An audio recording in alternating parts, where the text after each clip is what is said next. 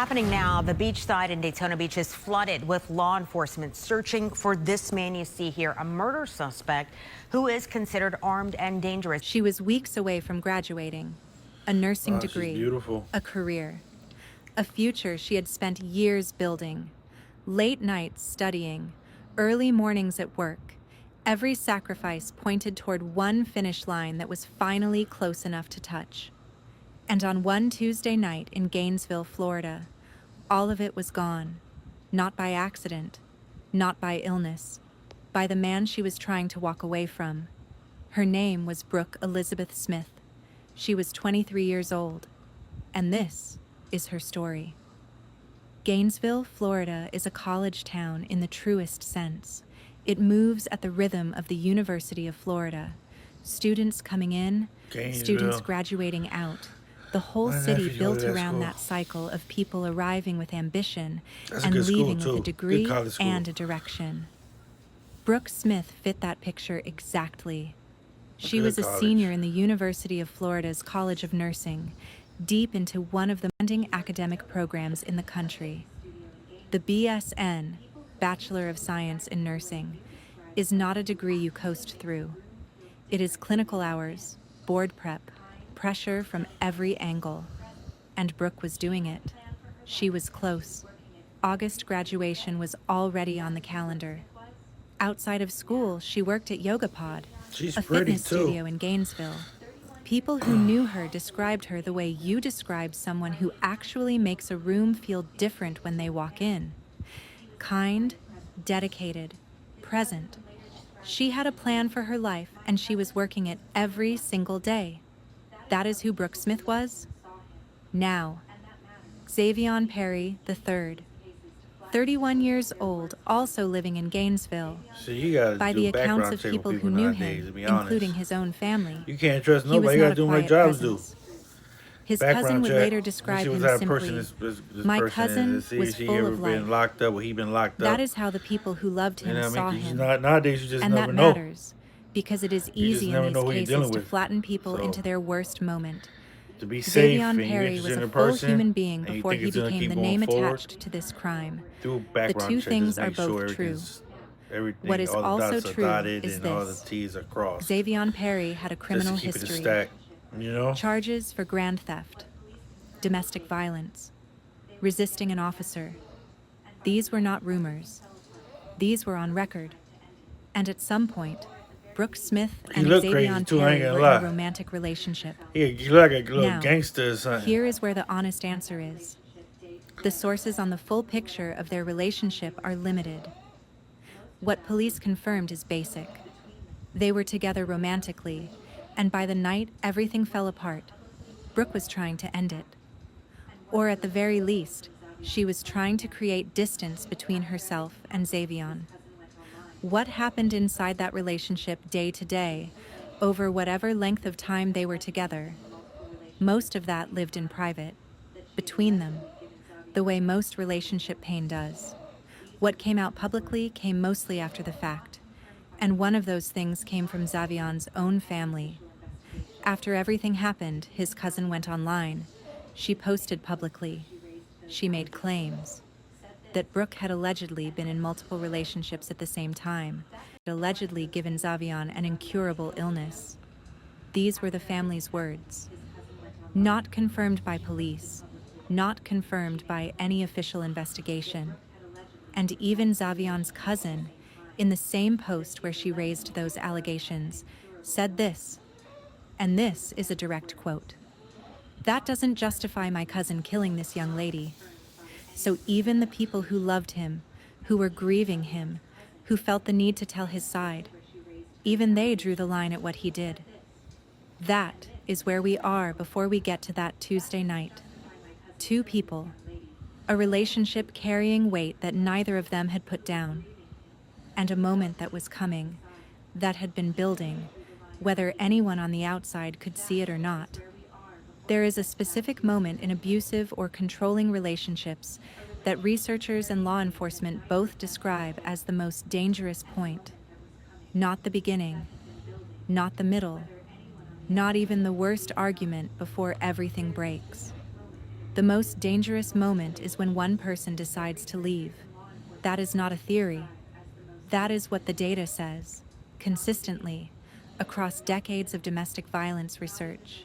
The period when a victim attempts to end a relationship or create distance from a controlling partner, that window, is when the risk of serious harm and death is at its absolute highest. That's when you gotta let people go. Brooke Smith was in that If window. they want to go, let them go. Police confirmed it.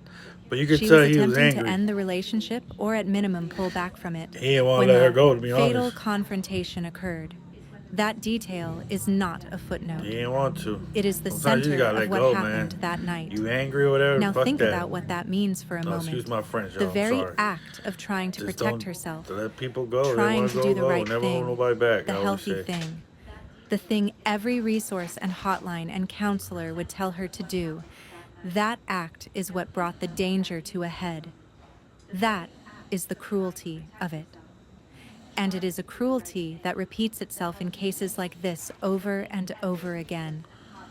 Xavionperry's record already had a domestic violence charge on Ooh, it before man. any of this. That fact That boy was sitting looking in a like file Latrell somewhere. Sprewell, yo. And on the night Brooke made her move to step back, From back in the that day, the history Knicks became days. something much worse than a charge on a record. The Creek's Edge Looking like Drew condominiums sit on Holiday, Northwest 23rd Boulevard in Gainesville, a residential complex. Neighbors, people going about their evening. On the night of May 26th, those neighbors heard gunshots. By the time Gainesville Police Department officers arrived on scene, Brooke Elizabeth Smith was already down. She had been shot. Emergency responders were there. They worked. But there was nothing to be done. Brooke was pronounced dead at the scene. She was 23 years old. Inside that unit, in that complex, on what should have been an ordinary Tuesday night, her life ended. Not at the end of an illness, not in an accident, at the hands of someone she had been close enough to trust. Xavionperry III was not there when officers arrived. He was already gone. No call for help. No attempt to stay and face what had just happened. The moment Brooke fell, he moved. And he moved fast. By the time investigators were even beginning to piece together what had occurred at Creek's Edge, Xavion was already putting serious distance between himself and Gainesville, heading east, toward the coast. That drive, Gainesville to Daytona Beach, is just over an hour. He Maybe made she it. was just too fine. He didn't want Daytona nobody Beach, else to have her. Florida is not I'm the kind of thinking. city where you disappear quietly. It is a beachside city.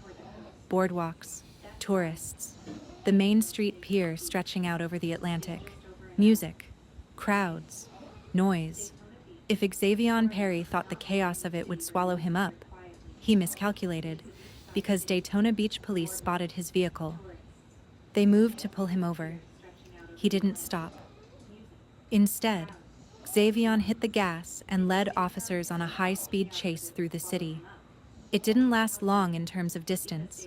The pursuit ended near the Main Street Beach approach when Xavion abandoned his car on foot and ran, straight toward the water, straight toward the pier.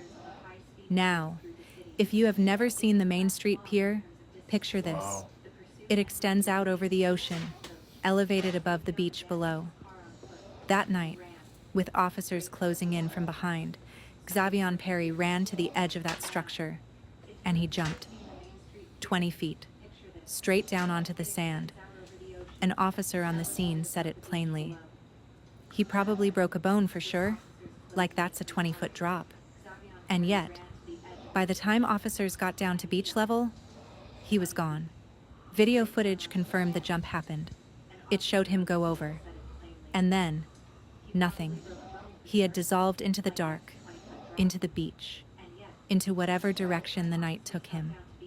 A murder suspect from Gainesville is on the run in Volusia County. Police say he was last spotted by the Main Street Pier and is considered armed and dangerous. Let's choose Volusia County reporter Pamela Combe live in Daytona Beach with what police are doing to track him down. Pam. Well, police have really upped their presence in this area on the boardwalk and the actual beach itself. This is the last place he was seen, the Main Street Pier. Police say he jumped off the pier. That's about a 20-foot drop before he landed on the beach, and that was the last time he was seen. Increased patrols in Daytona Beach Wednesday after a murder suspect jumped off the Main Street Pier and disappeared. He probably broke a bone for sure. Like it's a 20-foot drop. Daytona Beach police are now searching for 31-year-old Xavion Perry. Gainesville police say Perry shot and killed a 23-year-old woman Tuesday night, then took off. Officers tracked him to Daytona Beach, where police tried to pull him over, but investigators say he took off, abandoning his car near the Main Street Beach approach. He ended up on the pier, and based on what we can tell from video footage, at some point he jumped from the pier back onto the beach, at which time we lost sight of him. Since then, the search has only intensified. Police say Perry made threats of suicide by cop. We were informed that at some point he was streaming live on social media where he displayed a gun and he made suicidal statements. So I can tell you that no stone is being left unturned. The heavy police presence has many in the beachside community on edge.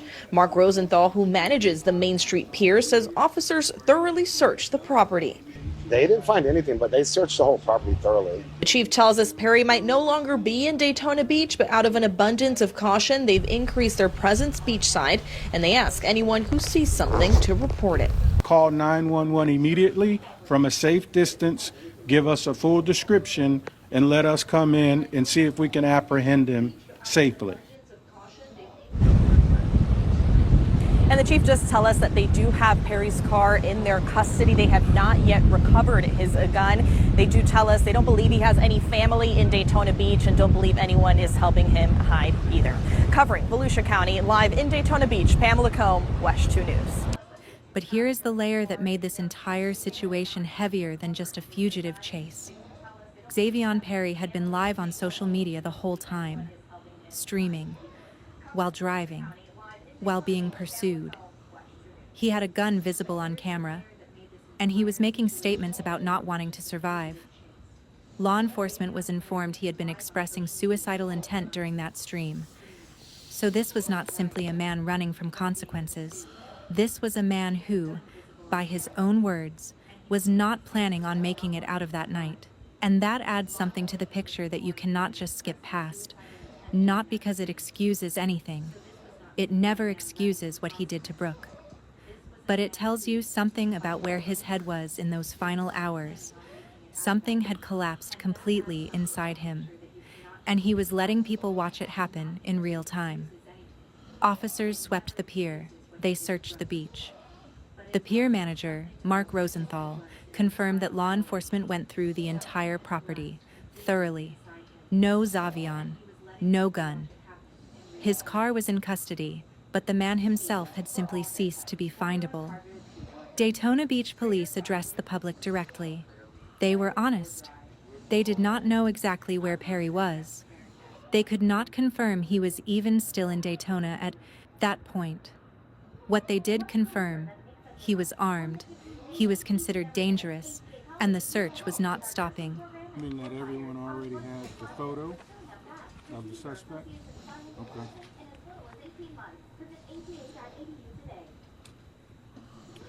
You ready? So good morning, Chief Jakari Young, Daytona Beach Police Department. I want to provide some information regarding an active ongoing search for a homicide suspect connected to a homicide that occurred in Alachua County last night. But before I provide the timeline, I want to share the suspect's information. The suspect has been identified as 31-year-old Xavion Perry. His date of birth is October 5th of 1994. I always say nice about decisions. Perry is described as a black male, make the right one, guys. 6 feet 1 inch tall, with thin to medium build. He was last seen wearing all black clothing, white socks, and white sneakers. Based on the information currently available to law enforcement, Perry has a criminal history that includes 1 felony charge for grand theft and 2 misdemeanor charges involving domestic violence and resisting without violence. At this time, there's been 0 convictions.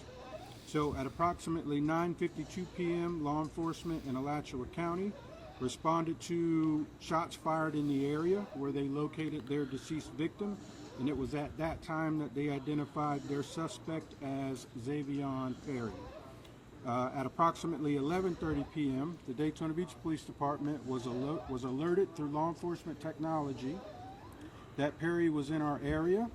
We attempted a traffic stop on his 2021 black Dodge Charger, at which time he fled, so we engaged in a pursuit. That pursuit ended on the Main Street beach approach, at which time he fled from the vehicle. He ended up on the pier, and based on what we can tell from video footage, at some point he jumped from the pier back onto the beach, at which time we lost sight of him. So there's been an extensive search going on for Perry throughout the night.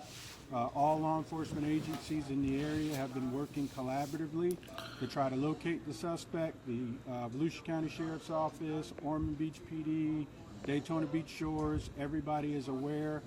We were informed that at some point he was streaming live on social media where he displayed a gun and he made suicidal statements. So I can tell you that no stone is being left unturned as it pertains to doing our best to try to locate the suspect. I was also informed that Alachua County is going to be releasing their own details here shortly, so I don't want to go too much into their investigation because that's obviously a separate investigation. But I can reassure the community that I'm bringing in additional resources, and it is totally all hands on deck. So I have additional resources coming in to saturate that area to ensure the safety, do our best to ensure the safety of the community and the public. Obviously, because the suspect is still at large, I'm not going to say that it's safe, but I'm going to ask the community to remain vigilant. That is the main thing I need, is for the community to remain vigilant. And if they see this guy, call 911 immediately from a safe distance, give us a full description, and let us come in and see if we can apprehend him safely. So at this time, I will take a few questions because my priority is getting back out there in the field and seeing what we need to do to come up with this suspect. No, we have not. His vehicle is here. It is in the back, so we have evidence inside that vehicle that we need to go through, but as of right now, I have not been notified of the recovery of his firearm. No, we're not aware of him having any family in this area. Just based on what we witnessed on surveillance video, he was last seen on the beach. There is a possibility that he is no longer in the area, but we're treating this as if he is.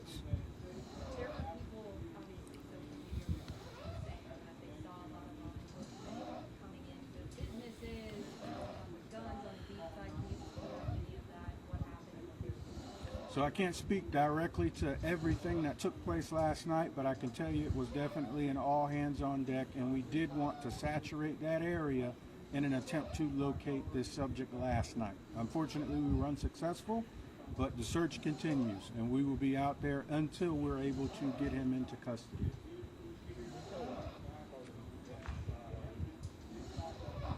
All I could tell you is that it was domestic in nature, and he fled our way.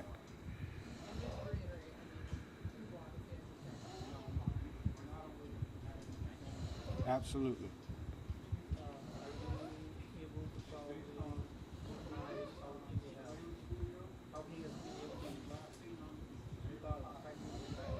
Not at this time. We don't know if anyone's helping him. We don't believe so. We don't have any information that leads us to believe that he's being assisted. But we're just going to continue doing what we have to do as far as the search. And I'm going to wrap up with that. So thank you, guys. Patrols increased along the boardwalk and the beach. The community, residents, workers, tourists, were watching their surroundings in a way they normally would never I've been have to Daytona too. Daytona's People pretty who good. lived right there, A nice who were place to hang used to a out. quiet stretch of Daytona's coast, the only beach in were Florida suddenly standing at their that you can drive windows your looking car out at an active and hang manhunt. out and Now, drink beer. Let's talk about what investigators For were other beaches actually won't allow working that, with, but Daytona because still it allows wasn't that. much. That's pretty dope. They had about the it. abandoned car near the beach I ain't approach. been there in years though. But That told them where he had been. it was nice when I It went. told them nothing about where he went. They had the video footage of the jump. Clear enough to confirm it happened. Not clear enough to show where he landed and moved to afterward. They had the live stream, which gave them his state of mind, not his location. And they had the gun, somewhere, unaccounted for, out there. That last part is what kept the intensity of the search where it was. An armed man, possibly injured from a 20-foot fall, who had made suicidal statements on camera, with no known connections in Daytona Beach to trace him through. No family in the area, no safe house, no contact. If he was still alive, he was completely alone out there. And if he had gone into the water after that jump, which, given where he landed, was entirely possible, then the Atlantic had him. The water off that stretch of Florida coast is not gentle. Residents who lived near the beach in the days following described the ocean as rough, strong currents. The kind of water, as one neighbor put it.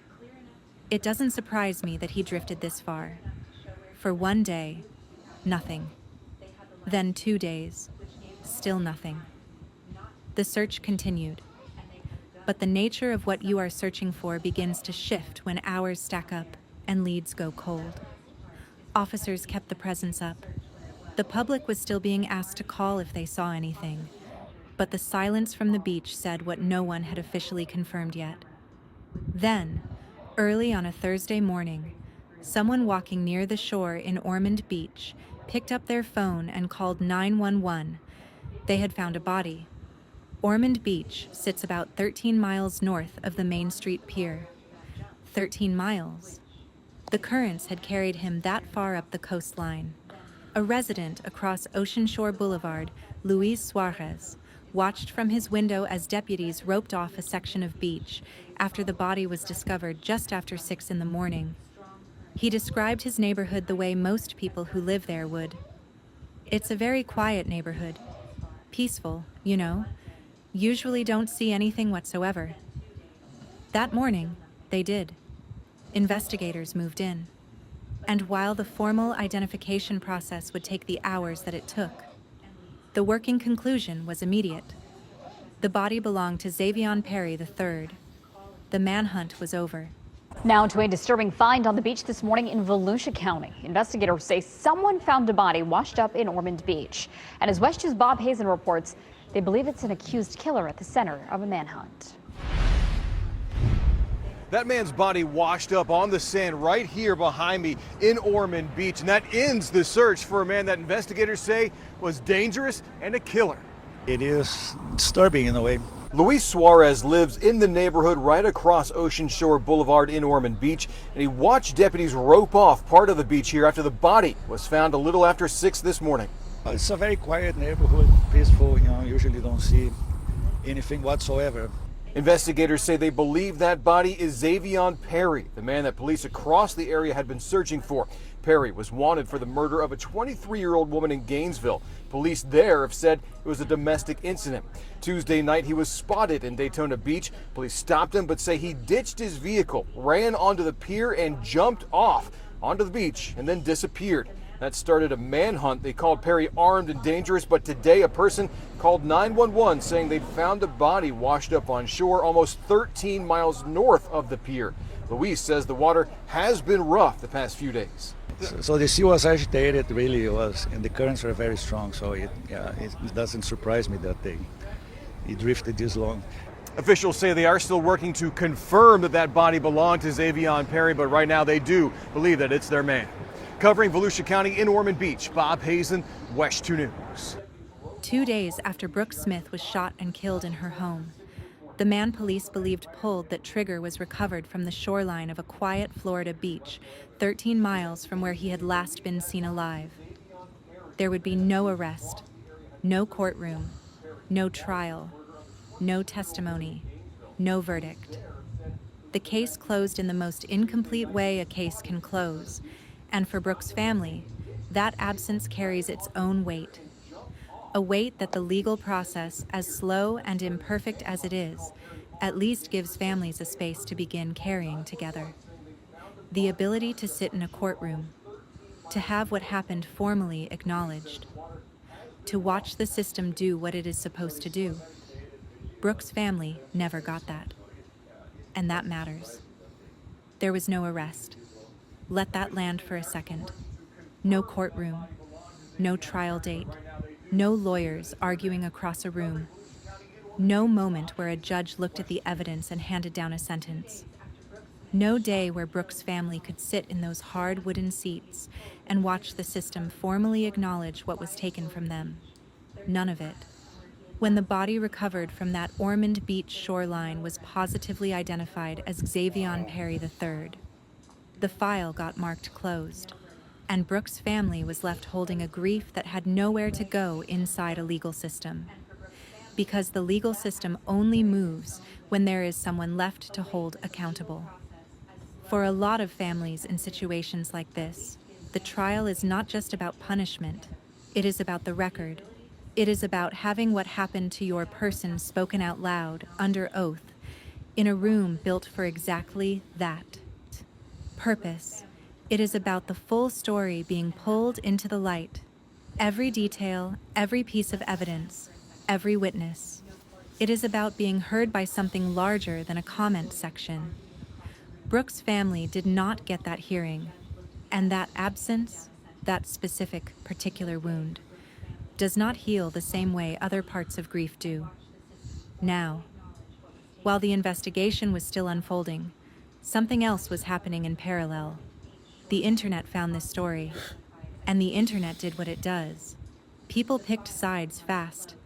Xavion was dragged across every platform. Comment sections filled up with judgments built on 30 seconds of information. And then, his family appeared in those same spaces. Because when someone you love is gone, and the public is saying everything about them, and that person cannot speak for themselves anymore, some families cannot stay quiet. His cousin stepped forward publicly. She posted on Facebook. She raised the allegations about infidelity. She raised the claim about the illness. She put those words into a public space where they immediately became part of how people understood this case. And even she, in that same post, drew the line. Her exact words, "That doesn't justify my cousin killing this young lady." Now, there are two things that are both true at the same time here, and it is important to hold both of them. First, those allegations were never confirmed by police, never verified by any official investigation. They were the words of a grieving family member, processing something devastating, in public, in real time. Grief does not come out clean. It never does. And when you watch someone you love get torn apart online while you are still in the middle of shock, people say things they might say differently on a different day. Second, once those words were out there, they were out there. People read them. People formed opinions around them. The way the public saw Brooke shifted for some people because of those posts. And Brooke could not respond. She could not correct anything. She could not tell her own side of any of it. That is the particular cruelty of losing your life the way she did. The story keeps moving, and you are no longer in it to shape it. The University of Florida College of Nursing released a statement after Brooke's death. It read, "There are no words that can fully express the sorrow we feel as a community or the depth of this loss." At YogaPod, the studio where Brooke worked, classes and programs were canceled for 2 full days. Not because of policy, because of people. Because the people who knew her needed a moment to stop and acknowledge that someone real was gone. That is who Brooke Smith was. The kind of person whose absence is felt immediately, whose presence had been quiet enough to go unnoticed in the way good people often go unnoticed, and then gone enough to make a room feel different. She was 23 years old, and she was weeks from the finish line she had worked years to reach. August graduation, ABSN, a career in nursing, a career built entirely around showing up for people on the worst days of their lives. That is what she had chosen. That is what she was building toward, and that is what was taken. What this case leaves behind is a question without a clean answer. What do we do with relationships that carry real damage inside them that nobody on the outside can fully see? Whatever was true between Brooke and Xavion, whatever the full picture of that relationship actually looked like, most of it lived in private. Between them, the way most relationship pain does. And by the time the public found out any part of it, one of them was already gone. Domestic violence does not always look the way people expect it to look. It is not always loud. It is not always visible. Sometimes it builds out of control and possession and a slow accumulation of moments until someone reaches a point where they make a choice that cannot be undone. The most dangerous moment, as the research consistently shows, is the moment someone tries to leave. Brooke was in that moment. She was doing what she was supposed to do. She was trying to protect herself. And the very act of doing the right thing brought the danger to its peak. That is not a coincidence. That is a pattern. And it repeats itself in cases like this one because not enough people know it exists before they are already inside it.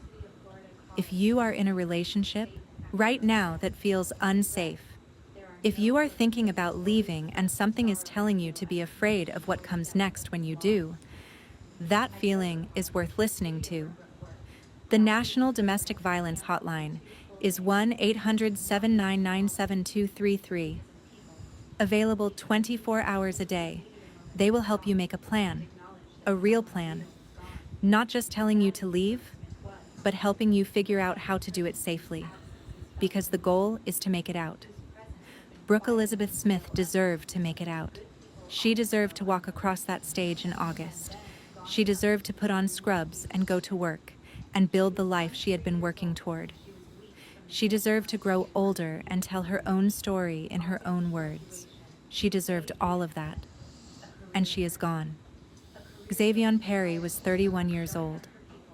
Whatever pain he was carrying, real or imagined, confirmed or not, he made a choice. A choice that ended 2 lives, including his own. The ocean off the Florida coast has him now, and the case is closed in the most incomplete way a case can close. But Brooke's story does not close. It stays open, because somewhere out there right now, someone is in a relationship carrying the same kind of weight. And the only thing that changes the ending is reaching out before that weight becomes something nobody can take back. That is what Brooke's story asks of every single person who hears it. Don't wait. Happening now, the beach